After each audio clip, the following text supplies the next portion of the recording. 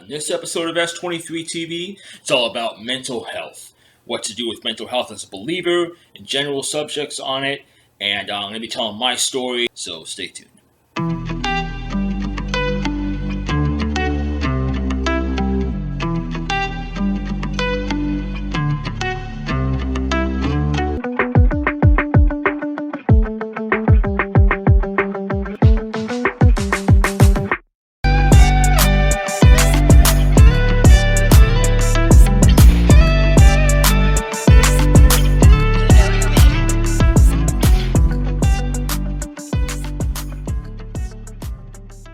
Hey everybody, welcome to episode 4 of S23TV, and this one's going to be about mental health. I had just done a mental health episode with my my podcast, Sort of Talk podcast.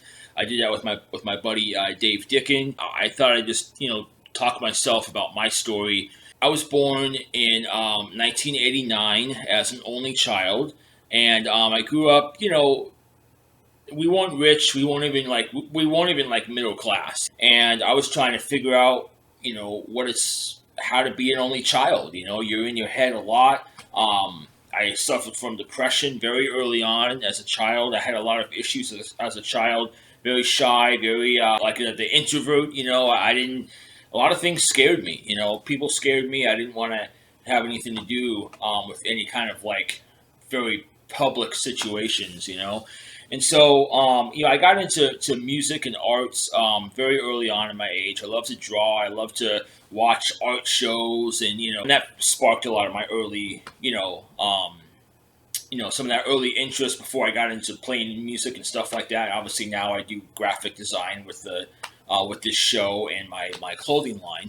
But it was very therapeutic for me. I needed something like that in my life to stop some of the negative talk and the voices and the depression that I had in my head. I started a couple of my first bands. The first band I was ever in is called No Bridges, No Fears. And I was in this pottery class in high school, and it was, you make a thing out of clay, right?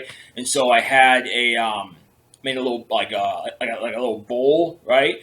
And I painted it, and I actually made my No Bridges, No Fears logo. I painted on there. That was the very first logo arts that I ever did. Like a giant no, and then the word bridges and the word fears. My mom has that bowl at her house, so she's kept it all these years. I got into college. I started taking art classes and music classes and getting into more bands. Still playing music and all that. And so I got into graphic design classes when I was in college. I had my first experience with Photoshop, and I started to make logos for my own bands, and I was doing video stuff also, taking video production classes, and we'd film our own music videos. And all of that helped. It kind of it gave me an outlet to express myself, but I was still very suicidal. And I was really in a heavy depression and just really wanted to end my life, So by the time I started to hang out with certain people in college, especially in the music scene, they were smoking weed, they were drinking alcohol, and it was like, hey, where's the party? I want to be there.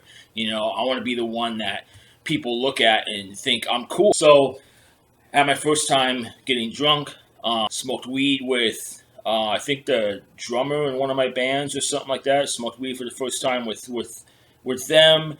And, I was like, I want this as much as I can have it in my life, And I did, wherever, every chance I could, I would party. I was still fairly responsible, I would still go to work. I was living at home, but I'd still find jobs to make some money and go to college. And I tried as hard as I could.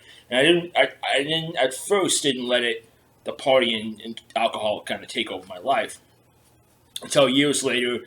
The partying just took over, and it was just, I got drunk all the time. I did some drugs, weed and, other little things. And I was never seriously into dope, but, if at the end of the day, if I couldn't get anything, I was going for alcohol, I was in addiction for about 9 years, and, the last the last 4 years of my addiction before I actually got sober, I drank probably two to three bottles of liquor a day, fifths of like vodka or whiskey.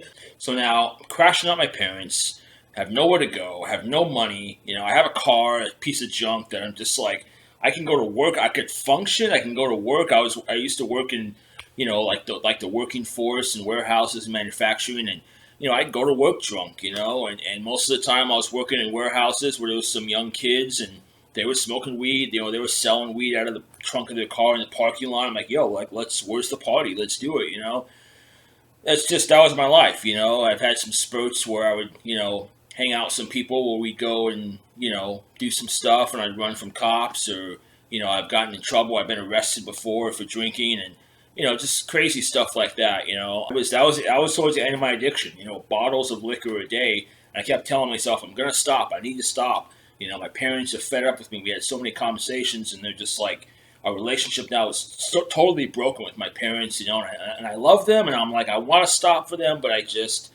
the addiction is that powerful, you know what I mean? So finally, it only took for me to go to AA, to Alcoholics Anonymous, and that was really what God used to save me. I heard about AA before. I had some friends in the past that talked about it. Yeah, I went there and it helped and whatever. I didn't go to a full rehab, but I would detox on my own, and then I went to finally got into AA and stuck with it. I tried for a couple of years and kept relapsing. Finally, I went to an AA group that did help me out at the beginning. My sobriety date is February 12th, 2018. So at the end of the year 2018, I moved out of my parents' house. I got into a sober AA home with some guys from a AA group that I was rolling with, And I gotten into this group. They're called Dog on the Roof from Orange County. And they're an AA group. They stay sober, but they're also like a motorcycle club. And they have like their own motorcycle shop. They have their own AA headquarters, little area that they hang out in. They do their own thing. And it was really cool. It's fine for the beginning, but after a while, the further I'd gotten into them, they were very, very cult-like, very much a cult. Not a cult like, I didn't go into some basement with some weird blood rituals and people that were, nothing like that. But it was like this, very like exclusive club vibe, very mafia mentality, just the way they do things. And they had this manipulation. And they give you things and they gaslight you. They're not good people. They're really not. They're sober, but so what? And at the time when I first got in there, I didn't know. You know what I mean? I was just blind. My mind was still foggy. I was still coming down from years of alcohol and drug abuse, and it was like, I don't know any better. I mean, who's gonna know? Like, it's just, hey, like, this is what I know now. And until you kind of come to your senses after a while, and it was like, I had to leave them because it's like you realize that this is kind of crazy. You guys are trying to manipulate me. They want you to do everything their way. And they do this like fear mongering thing and shaming thing, today, these days I don't do AA. I don't do it anymore. Regular AA outside of Dog on the Roof is great if that works for people. Hey, I'm not against it. I'm not totally in it and for it, but I'm not against it. I support it.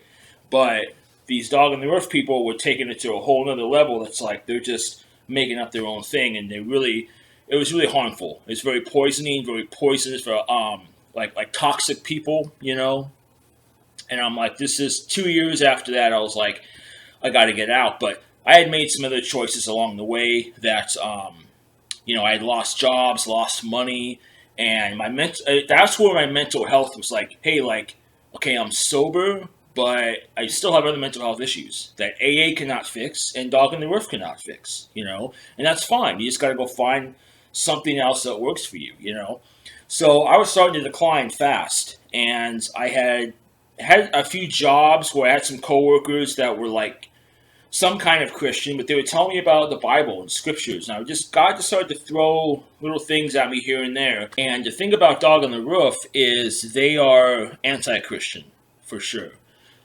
They really don't know who God really is. They believe in a God, yes. They believe in prayer, but they just do their own very minimizing thing with it. They put this shame and thing into you, like you can't do that or you're going to get drunk, And That's not okay. That is not right to say to people. That's not right behavior. That is very, they're very sick people. Until I found a way to get out, and get another job and find another place to live.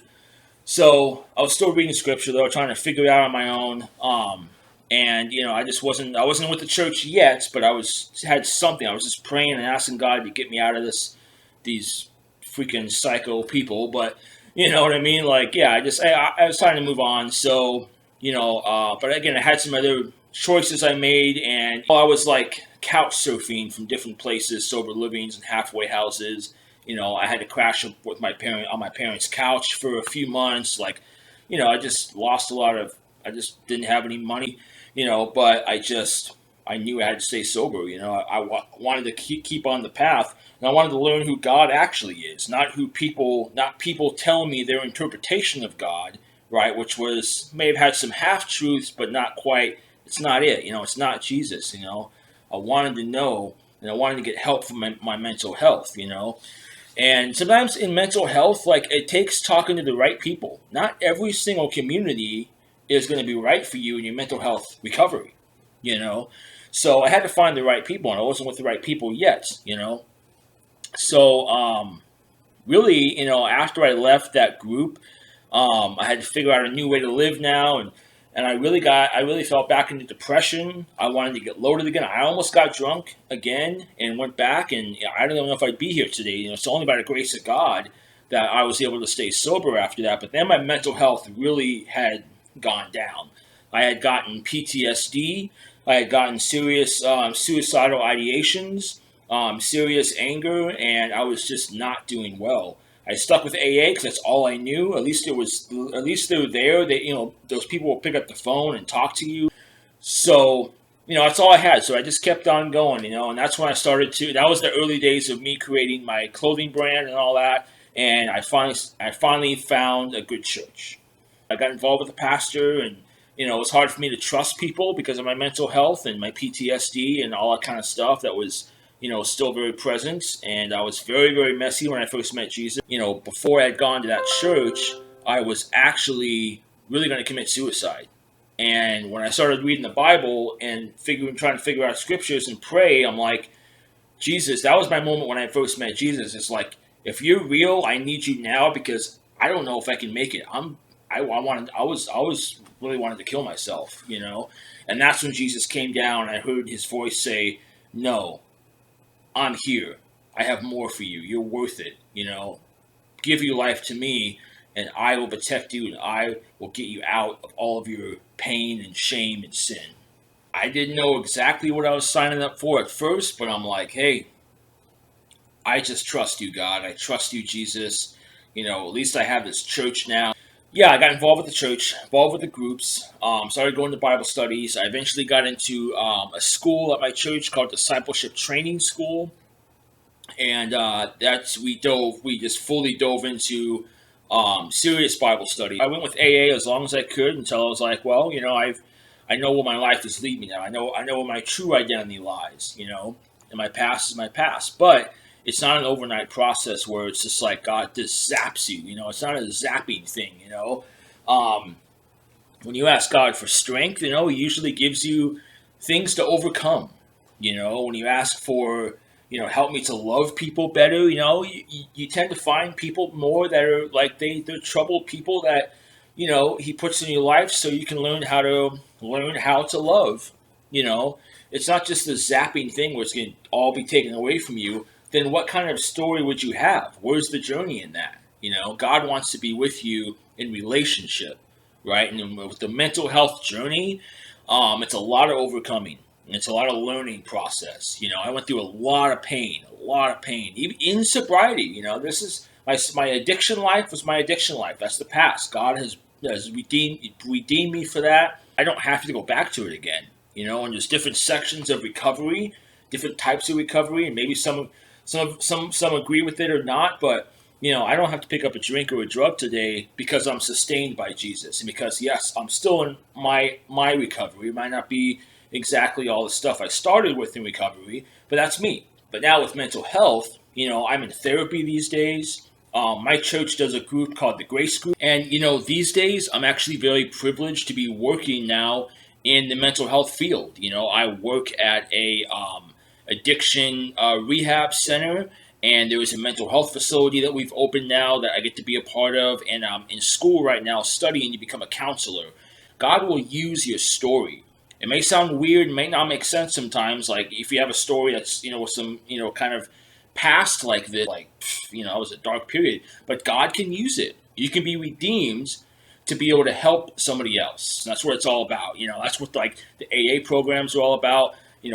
Helping the next person, the newcomers that come in. I love that kind of stuff, being of service and doing things, because that's how the rest of the world gets to know about us and get help themselves. Because it's like you are a walking warrior and representative of recovery and help and growth. That like, hey, I did it, I overcame, so can you. Through my mental health journey, I have a lot of relational pain, and I think a lot of us have that. So many insecurities, so many fears, so many like walls up, and just, I can't deal. We get really hurt easily, and we take things so personal.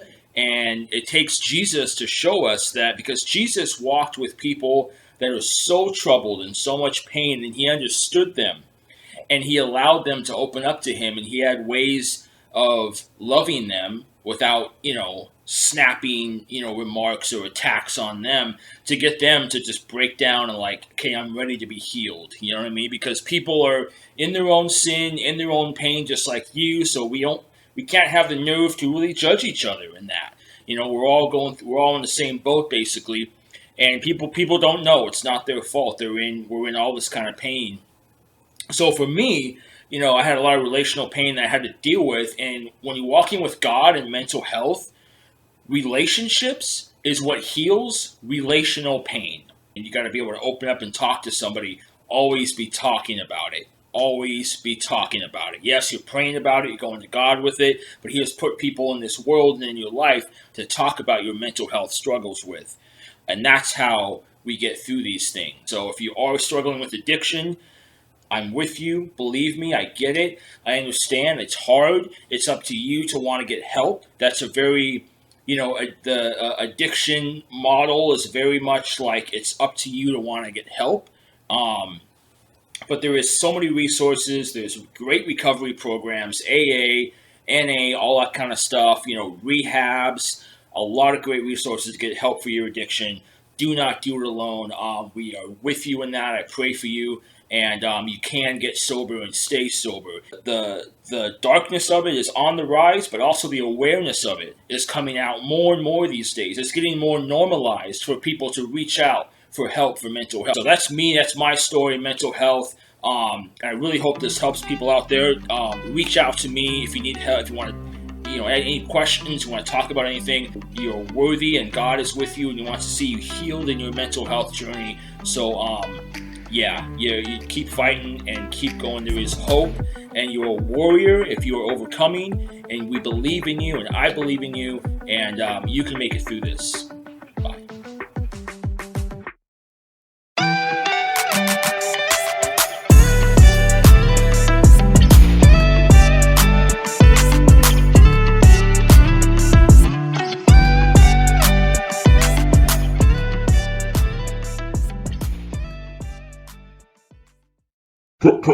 Preach Slinging Media.